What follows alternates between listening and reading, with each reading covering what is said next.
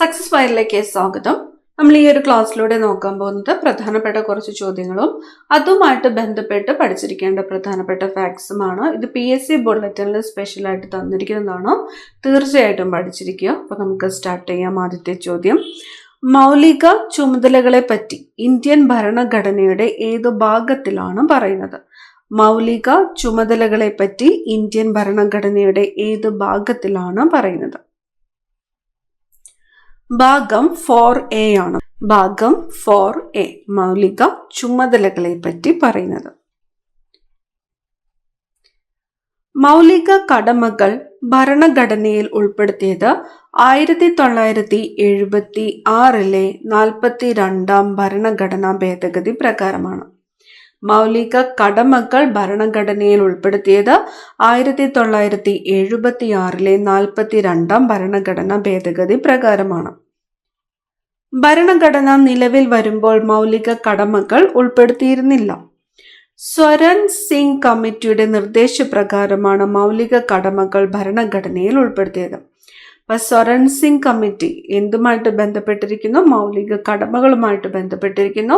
സ്വരൺ സിംഗ് കമ്മിറ്റിയുടെ നിർദ്ദേശപ്രകാരമാണ് മൗലിക കടമകൾ ഭരണഘടനയിൽ ഉൾപ്പെടുത്തിയിരിക്കുന്നത്. റഷ്യയിൽ നിന്നുമാണ് മൗലിക കടമ എന്ന ആശയം സ്വീകരിച്ചത്. മൗലിക കടമ എന്ന ആശയം സ്വീകരിച്ചത് ഏത് രാജ്യത്തിൽ നിന്നുമാണ്? റഷ്യയിൽ നിന്നുമാണ്.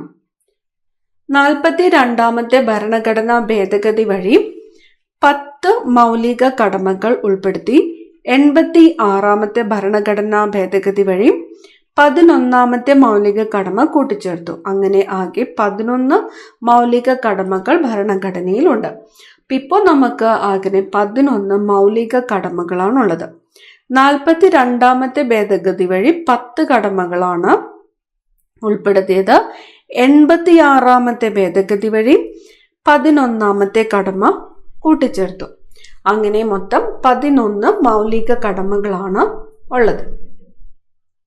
അടുത്ത ചോദ്യം, മൗലിക ചുമതലകളെ കുറിച്ച് പ്രതിപാദിക്കുന്ന ഭരണഘടനയുടെ വകുപ്പ് ആർട്ടിക്കിൾ 51A ആണ്. മൗലിക ചുമതലകളെ കുറിച്ച് പ്രതിപാദിക്കുന്ന ഭരണഘടനയുടെ വകുപ്പ് ആർട്ടിക്കിൾ 51A. ഇന്ത്യൻ പൗരത്വത്തെ കുറിച്ച് പ്രതിപാദിക്കുന്ന ഭരണഘടനയുടെ ഭാഗം 2 ആണ്. ഇന്ത്യൻ പൗരത്വത്തെ കുറിച്ച് പ്രതിപാദിക്കുന്ന ഭരണഘടനയുടെ ഭാഗം ഏതാണ്? ഭാഗം 2.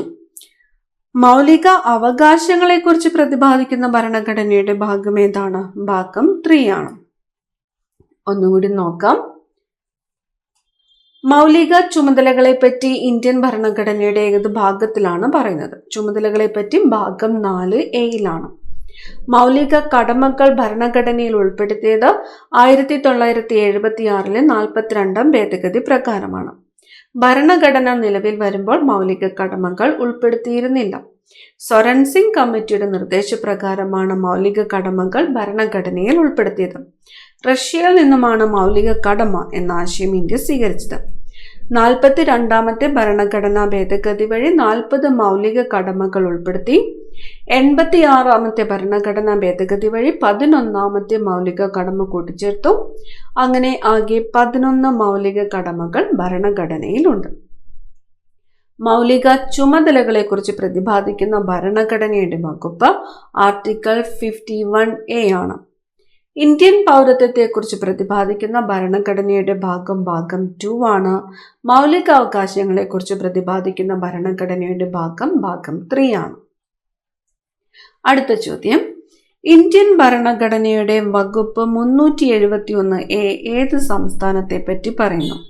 371A നാഗാലാൻഡ് ആണ്. നാഗാലാൻഡ് രൂപീകൃതമായ വർഷം 1963 ഡിസംബർ 4-നാണ്. നാഗാലാൻഡ് രൂപീകൃതമായത് 1963 ഡിസംബർ 4-നാണ്. ഡിസംബർ 4. തലസ്ഥാനം കൊഹിമയാണ്. തലസ്ഥാനം ഏതാണ്? കൊഹിമ. നാഗാലാൻഡ് രൂപീകൃതമായ വർഷം 1963 ഡിസംബർ 4-നാണ്. നാഗാലാൻഡിന്റെ തലസ്ഥാനം കൊഹിമയാണ്. തിമോഗ എന്നറിയപ്പെട്ടിരുന്ന സംസ്ഥാനമാണ് നാഗാലാൻഡ്. തിമോഗ എന്നറിയപ്പെട്ടിരുന്നത് നാഗാലാൻഡ് ആണ്. ഇംഗ്ലീഷ് ഔദ്യോഗിക ഭാഷയായിട്ടുള്ള ഏക ഇന്ത്യൻ സംസ്ഥാനം നാഗാലാൻഡ്. നാഗാലാൻഡിന്റെ ഔദ്യോഗിക ഭാഷ ഏതാണ്? ഇംഗ്ലീഷ് ആണ്. ഇംഗ്ലീഷ് ഔദ്യോഗിക ഭാഷയായിട്ടുള്ള ഏക ഇന്ത്യൻ സംസ്ഥാനമാണ് നാഗാലാൻഡ്. നാഗാലാൻഡുമായി അതിർത്തി പങ്കുവയ്ക്കുന്ന ഏക അയൽ രാജ്യം ഏതാണ്? മ്യാൻമാർ ആണ്. നാഗാലാൻഡുമായിട്ട് അതിർത്തി പങ്കുവയ്ക്കുന്ന ഏക അയൽ രാജ്യം മ്യാൻമാർ. പഞ്ചായത്ത് രാജ് നിലവിലില്ലാത്ത ഒരു ഇന്ത്യൻ സംസ്ഥാനമാണ് നാഗാലാൻഡ്. പഞ്ചായത്തി രാജ് നിലവിലില്ലാത്ത ഒരു ഇന്ത്യൻ സംസ്ഥാനമാണ് നാഗാലാൻഡ്. നാഗാലാൻഡിന്റെ ഔദ്യോഗിക മൃഗം മിഥുൻ എന്ന കാളയാണ്. മിഥുൻ എന്ന കാളയാണ് നാഗാലാൻഡിന്റെ ഔദ്യോഗിക മൃഗം. ഒന്നും കൂടി നോക്കാം. ഇന്ത്യൻ ഭരണഘടനയുടെ വകുപ്പ് 371A ഏത് സംസ്ഥാനത്തെ പറ്റിയാണ് പറയുന്നത്? നാഗാലാൻഡിനെ പറ്റിയാണ്. നാഗാലാൻഡ് രൂപീകൃതമായത് 1963 ഡിസംബർ 4-നാണ്. നാഗാലാൻഡിന്റെ തലസ്ഥാനം കൊഹിമയാണ്. തിമോഗ എന്നറിയപ്പെട്ടിരുന്നത് നാഗാലാൻഡ് ആണ്. ഇംഗ്ലീഷ് ഔദ്യോഗിക ഭാഷയായിട്ടുള്ള ഏക സംസ്ഥാനമാണ് നാഗാലാൻഡ്. നാഗാലാൻഡുമായി അതിർത്തി പങ്കുവയ്ക്കുന്ന ഏക അയൽ രാജ്യം മ്യാൻമാർ ആണ്. പഞ്ചായത്ത് രാജ് നിലവിലില്ലാത്ത ഒരു ഇന്ത്യൻ സംസ്ഥാനം നാഗാലാൻഡ് ആണ്. നാഗാലാൻഡിന്റെ ഔദ്യോഗിക മൃഗം മിഥുൻ എന്ന കാളയാണ്. അടുത്ത ചോദ്യം, ഇന്ത്യൻ സാമ്പത്തിക ശാസ്ത്രത്തിന്റെ പിതാവ്. ഇന്ത്യൻ സാമ്പത്തിക ശാസ്ത്രത്തിന്റെ പിതാവ് ദാദാബായ് നവറോജിയാണ്. ഇന്ത്യൻ സാമ്പത്തിക ശാസ്ത്രത്തിന്റെ പിതാവ് ആരാണ്? ദാദാബായ് നവറോജി. ഇന്ത്യൻ രാഷ്ട്രതന്ത്ര ശാസ്ത്രത്തിന്റെ പിതാവ് ദാദാബായ് നവറോജിയാണ്. ഇന്ത്യൻ രാഷ്ട്രതന്ത്ര ശാസ്ത്രത്തിന്റെ പിതാവ് എന്നറിയപ്പെടുന്നത് ദാദാബായ് നവറോജി. ബ്രിട്ടീഷ് പാർലമെന്റിലേക്ക് തെരഞ്ഞെടുക്കപ്പെട്ട ആദ്യത്തെ ഇന്ത്യക്കാരൻ. ബ്രിട്ടീഷ് പാർലമെന്റിലേക്ക് തെരഞ്ഞെടുക്കപ്പെട്ട ആദ്യത്തെ ഇന്ത്യക്കാരൻ ദാദാബായ് നവറോജി. സ്വരാജ് എന്ന പദം ആദ്യമായിട്ട് ഉപയോഗിച്ചത് ദാദാബായ് നവറോജിയാണ്. സ്വരാജ്. മസ്തിഷ്ക ചോർച്ച സിദ്ധാന്തം ആവിഷ്കരിച്ചത്. മസ്തിഷ്ക ചോർച്ച സിദ്ധാന്തം ആവിഷ്കരിച്ചത് ദാദാബായ് നവറോജിയാണ്. ലണ്ടനിൽ ഈസ്റ്റ് ഇന്ത്യ അസോസിയേഷൻ 1866 രൂപീകരിച്ചത് ദാദാബായ് നവറോജിയാണ്. ലണ്ടനിൽ ഈസ്റ്റ് ഇന്ത്യ അസോസിയേഷൻ രൂപീകരിച്ചത് ആരാണ്? ദാദാബായ് നവറോജിയാണ്. ബ്രിട്ടീഷുകാരുടെ സാമ്പത്തിക ചൂഷണത്തിനും ധൂർത്തിനുമെതിരെ സാമ്പത്തിക ചോർച്ച സിദ്ധാന്തം ആവിഷ്കരിച്ചത് ദാദാബായ് നവറോജിയാണ്. മസ്തിഷ്ക ചോർച്ച സിദ്ധാന്തം, സാമ്പത്തിക ചോർച്ച സിദ്ധാന്തം ആരാണ് ആവിഷ്കരിച്ചത്? ദാദാബായ് നവറോജി. ദാദാബായ് നവറോജിയുടെ പ്രസിദ്ധ കൃതിയാണ് poverty and un-British rule in India. Poverty and un-British rule in India ആരുടെ കൃതിയാണ്? ദാദാബായ് നവറോജിയുടെ കൃതിയാണ്. ലിബറൽ പാർട്ടിയുടെ പ്രതിനിധിയായത് നവറോജി ബ്രിട്ടീഷ് പാർലമെന്റിൽ അംഗമായത്. ലിബറൽ പാർട്ടിയുടെ പ്രതിനിധിയായാണ് നവറോജി ബ്രിട്ടീഷ് പാർലമെന്റിൽ അംഗമായത്. ഒന്നുകൂടി നോക്കാം. ഇന്ത്യൻ സാമ്പത്തിക ശാസ്ത്രത്തിന്റെ പിതാവ് ആരാണ്? ദാദാബായ് നവറോജിയാണ്. ഇന്ത്യൻ രാഷ്ട്രതന്ത്ര ശാസ്ത്രത്തിന്റെ പിതാവ് ദാദാബായ് നവറോജി. ബ്രിട്ടീഷ് പാർലമെന്റിലേക്ക് തെരഞ്ഞെടുക്കപ്പെട്ട ആദ്യത്തെ ഇന്ത്യക്കാരൻ ആര് എന്ന് ചോദിച്ചാൽ ആരാണ്? ദാദാബായ് നവറോജിയാണ്. സ്വരാജ് എന്ന പദം ആദ്യമായിട്ട് ഉപയോഗിച്ചത് ആരാണ്? ദാദാബായ് നവറോജിയാണ്. മസ്തിഷ്ക ചോർച്ച സിദ്ധാന്തം ആവിഷ്കരിച്ചത് ദാദാബായ് നവറോജി. ലണ്ടനിൽ ഈസ്റ്റ് ഇന്ത്യ അസോസിയേഷൻ രൂപീകരിച്ചത് 1866 ആരാണ്? ദാദാബായ് നവറോജിയാണ്. ബ്രിട്ടീഷുകാരുടെ സാമ്പത്തിക ചൂഷണത്തിനും ധൂർത്തിനുമെതിരെ സാമ്പത്തിക ചോർച്ച സിദ്ധാന്തം ആവിഷ്കരിച്ചത് ആരാണ്? ദാദാബായ് നവറോജിയാണ്. Poverty and un-British rule in India ആരുടെ കൃതിയാണ്? ദാദാബായ് നവറോജിയുടേതാണ്. ലിബറൽ പാർട്ടിയുടെ പ്രതിനിധിയായാണ് നവറോജി ബ്രിട്ടീഷ് പാർലമെന്റിൽ അംഗമായത്. അടുത്ത ചോദ്യം, അരങ്ങു കാണാത്ത നടൻ ആരുടെ ആത്മകഥയാണ്? അരങ്ങു കാണാത്ത നടൻ ആരുടെ ആത്മകഥയാണ്? തിക്കൊടിയന്റെ ആത്മകഥയാണ് അരങ്ങു കാണാത്ത നടൻ എന്നത്. തിക്കൊടിയൻ. എൻ്റെ വഴിയമ്പലങ്ങൾ എസ്.കെ. പൊറ്റക്കാട്. എൻ്റെ വഴിയമ്പലങ്ങൾ ആരുടേതാണ്? എസ്.കെ. പൊറ്റക്കാട്. ജീവിതപാത ചെറുകാടാണ്. ചെറുകാടിൻ്റെതാണ് ജീവിതപാത. ചെറുകാട് അല്ലെങ്കിൽ ഗോവിന്ദ പിഷാരടി. അനുഭവങ്ങളുടെ സംഗീതം പവന്. ആത്മകഥയ്ക്കൊരാമുഖം ആരുടെ കൃതിയാണ്? ലളിതാംബിക അന്തർജനമാണ്. ആരുടെ ആത്മകഥയാണ്? ലളിതാംബിക അന്തർജനമാണ്. എൻ്റെ ജീവിത സ്മരണകൾ മന്നത്ത് പത്മനാഭൻ്റെതാണ്. എൻ്റെ ബാല്യകാല സ്മരണകൾ സി അച്യുതമേനോൻ്റെതാണ്. എൻ്റെ കാവ്യലോക സ്മരണകൾ വൈലോപ്പിള്ളി. എൻ്റെ മൃഗയ സ്മരണകൾ കേരളവർമ്മ.